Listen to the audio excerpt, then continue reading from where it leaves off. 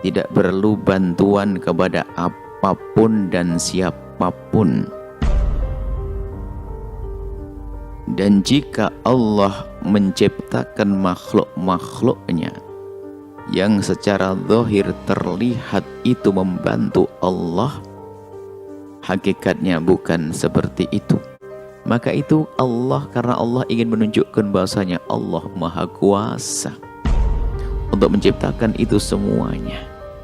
Maka di saat ada orang fakir di kiri kanan kita itu, bukan karena Allah tidak bisa mengayakan mereka, akan tapi karena Allah ingin mengangkat orang kaya yang ada di situ untuk bisa membantu dan peduli kepada si fakir dan si miskin.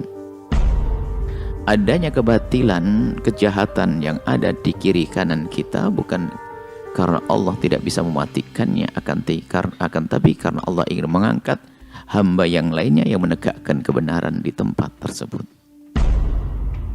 Dan Allah Maha Kuasa. Maka karena Allah Maha Kuasa, berdiri sendiri, qiyamuhu binafsihi, tidak perlu bantuan kepada apapun dan siapapun. Dan Allah pun tidak perlu kepada apapun dan siapapun. Allah tidak perlu kepada malaikat, Allah tidak perlu kepada nabi, dan Allah tidak perlu kepada arsy dan kursi serta langit. Maka jangan katakan Allah duduk di atas arsy, karena itu artinya Allah memerlukannya. Allah tidak memerlukan tempat, Allah tidak perlu tempat, tapi Allah yang menciptakan tempat.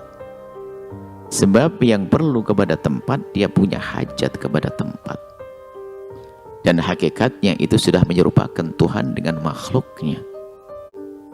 Kalau seandainya semua manusia ini nilai kebaikannya seperti baginda Nabi, maka tidak akan menambah kebaikan dan kemuliaan Allah, karena kebaikan dan kemuliaan Allah sudah pada puncak tertinggi.